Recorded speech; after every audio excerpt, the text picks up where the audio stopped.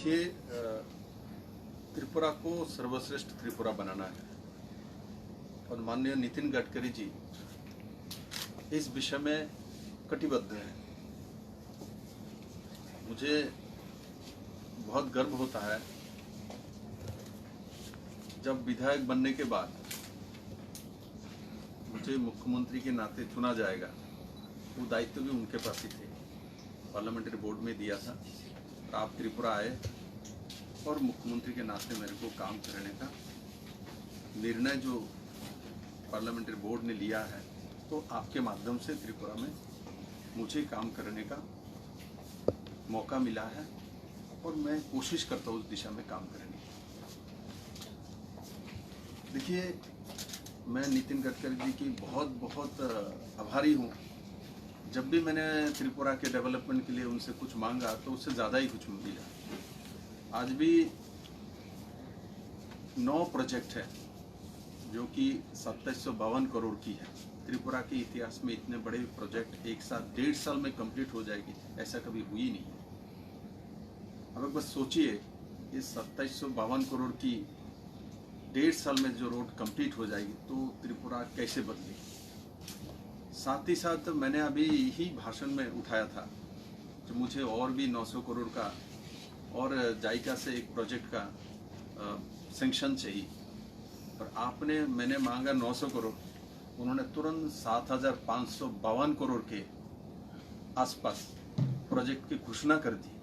अब एक बार सोचिए, अगले 1 साल में 7500 करोड़ और साथ ही साथ इधर 6000 करोड़, दोनों मिला के कितने करोड़ का काम। और उसके से ये तो टेंडर है रोड की, उसके बाद लैंड एक्विजिशन, इसमें बड़ी मात्रा में पैसा राज्य सरकार की जो राज्य में रहने वाले लोगों को मिलता है। हमारे पास जो गवर्नमेंट के लैंड हो तो हम दे देते हैं, किंतु प्राइवेट लैंड जब भी एक्वायर करता है उसको 4 गुना कीमत मिलती है। ये त्रिपुरा का इकोनॉमी को बहुत बड़ा बल देती है। अभी जो 2752 करोड़ है, इसमें एजुकेशन का बहुत सारी पैसा है जो कि इसमें आया नहीं है। ये तो ओनली टेंडर है, रोड टेंडर, तो ये लगभग 5000 करोड़ के ऊपर है लैंड एजुकेशन लेके अब चलेंगे तो उस दिशा में आज त्रिपुरा को विजयदशमी के माने सुबह अवसर के बाद ही तुरंत महादुर्गा के आशीर्वाद से आज हम लोगों को इतना बड़ा ये एक सौगात मिला है माननीय नितिन गडकरी जी के मंत्रालय से। और साथ ही साथ आपने आशा व्यक्त की है 2050 तक एक लंबे योजना बना के त्रिपुरा के लिए हम तैयारी करें, जो सर्वश्रेष्ठ त्रिपुरा का। तो त्रिपुरा सरकार उस दिशा में काम कर रही है। एग्रीकल्चर में ग्रोथ हाईएस्ट कैसे हो सकता है, क्योंकि प्राइमरी सेक्टर ही एक सेक्टर है, आपको 6 मंथ के अंदर आपको रिटर्न देती है, बाकी कोई सेक्टर नहीं देता। और ये जो एडिशनल है, जो इंफ्रास्ट्रक्चर में जो पैसा आता है, ये भी आपके इकोनॉमी को बहुत आगे लेके जाता है, साथ साथ ग्रोथ रेट बढ़ाती है। ये ग्रोथ रेट बढ़ाती है आपकी इकोनॉमी के। तो दोनों मिला के ये बहुत बड़ा काम हो जाएगा। और साथ ही साथ जो अल्टरनेटिव जो रोड है, ये चोराईबारी से लेके अगरतला तक आएगी, कैलाश शहर, कुमारघाट और हुआई होगी। ये पूरे रास्ते में कहीं भी बड़ोमुरा भी नहीं है, 18 मुरा भी नहीं है और लंगतराई नहीं है, जिसके कारण से लैंडस्लाइडिंग होती है, दूर भी होता है।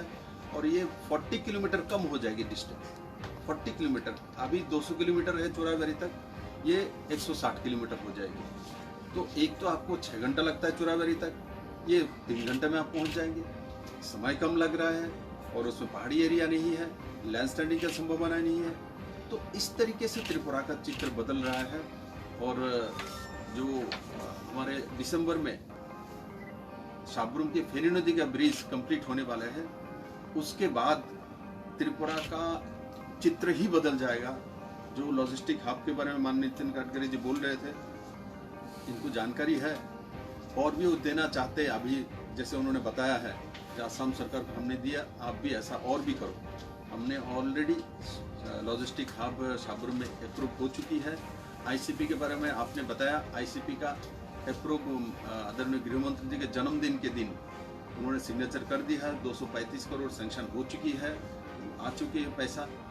और साथ ही साथ जो हमारा SEZ स्पेशल इकोनॉमिक जोन, ये पूरा नॉर्थ ईस्ट को बदल देगा। ये कॉरिडोर है, सिर्फ नॉर्थ ईस्ट का नहीं, पूरे हमारे जो दक्षिण पूर्व एशिया की साथ वाणिज्यिक जो संबंध है, इसको नॉर्थ ईस्ट के साथ जोड़ देगा। और मुझे पूरा भरोसा है जो हम लोग त्रिपुरावासी पूरे नॉर्थ ईस्ट को अन्नदाता के नाते हम लोग साबित होंगे। और मेरे त्रिपुरा के नौजवान लड़का लड़कियों को, जिसको अभी बाहर जाने का ज़रूरत नहीं पड़ेगी, अगले 2 से 2.5 साल के अंदर यही रोजगार कर सकता है, यही वो बिजनेस कर सकता है, यही उनको सब कुछ मिलेगी। IT हब से लेके प्राइमरी सेक्टर तक सब दिशा में त्रिपुरा सरकार काम कर रही है। माध्यम से त्रिपुरा के सभी नौजवानों को मैं बधाई देना चाहता हूँ। ये दुर्गा उत्सव के बाद शारदीय दुर्गा उत्सव हम लोगों ने कोरोना के कारण से थोड़ा सा सिंप्लिसिटी के साथ मनाया है, और उसके लिए भी मैं आप लोगों को बहुत बहुत बधाई देता हूँ। मुझे कल्पना नहीं की थी जो इस तरीके से आप लोग दुर्गा पूजा को डिसिप्लिन तरीके से मनाएंगे। इक्का दुक्का थोड़ा सा प्रॉब्लम हुई है, किंतु इनको भी उसी सिस्टम में लाया गया है। और मुझे आशा है कोरोना का प्रकोप त्रिपुरा में अगले जो समय आ रहा है इसमें नहीं रहेगी, धीरे धीरे कम हो जाएगी। और हमारे इम्यूनिटी पावर भी हम लोगों ने अपने आप कर लिया है। हम कोरोना को बिल्कुल हरा देंगे। कब इसका टीकाकरण आएगी व वैक्सीनेशन आएगी, उसके पीछे हम नहीं जाएंगे। जब आएगा तो आएगा।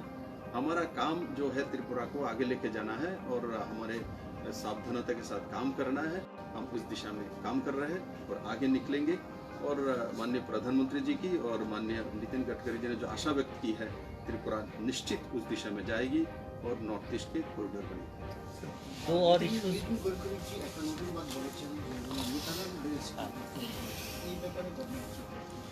উনি আমাকে আগেও মিথানল মিক্স করে গাড়িকে ইঞ্জিনকে চেঞ্জ করতে হয় আমাকে আগে উনি আগ্রহ করেছিলেন। উনি চাইছিলেন যে ত্রিপুরাতে বড় মাত্রায় ব্যাম্বু আছে। উনি আজকে বলছিলেন যে ত্রিপুরাতে আমাকে আগে বলেছিলেন যে রেলের মাধ্যমে র্যাকে করে ত্রিপুরা ব্যাম্বু বাইরে নিয়ে বিক্রি করা, और তাতে ত্রিপুরা বড় রোজগার হতে পারে। উনি আগেই বলেছিলেন, আজকে আবার উনি সেটাকে রিপিট করেছেন। আর সঙ্গে সঙ্গে যে ইথেনল আসামে তৈরি হচ্ছে সেটাকে নিয়ে এসে, কারণ তাতে আমাদের যেমন CNG ইঞ্জিন চেঞ্জ করতে হয়, তেমন ইথেনলের জন্য চেঞ্জ করতে হয়। তাতে আমাদের যে খরচাটা কমে যাবে, 70-75 টাকা যদি লিটার হয় পেট্রোলের তো বা ডিজেলের, তো সেটা কমসে কম 25% আশপাশ কম হয়ে যায়।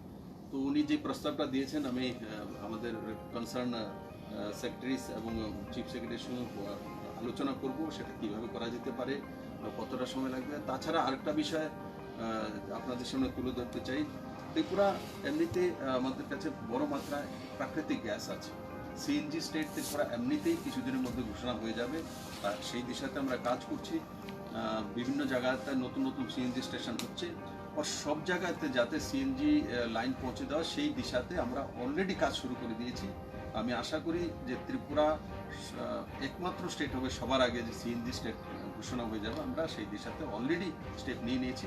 আর আজকে মাননীয় নীতিন গডকরিজি যে ইথেনল বিষয়ে কথা বলেছে, সেই দিশাতে আমরা দেখব যে CNG আর ইথেনলের মধ্যে কোনটা সস্তা পড়ছে, কোনটা কমফোর্টেবল থাকবে ত্রিপুরা স্টেট, তো সেই দিশাতে আমরা স্যার বাসটাকে বাইরে ছাড়ানোর ব্যাপারটা আর সঙ্গে value addition in Tripura itself, ওইটা নিয়ে আপনারা কি দেখুন। আমরা যখন ত্রিপুরা সরকারের তরফ থেকে মাননীয় নীতিন গডকরিজিকে আগ্রহ করেছিলাম অ্যাজ এ MSME মিনিস্টারকে নাতে, যে উনি যখন আগরবাতি রাউন্ড স্টিকের জন্য 5 স্টেটের নাম ঘোষণা করেছিলেন প্রায়োরিটিতে, তখন ত্রিপুরার নাম ছিল না।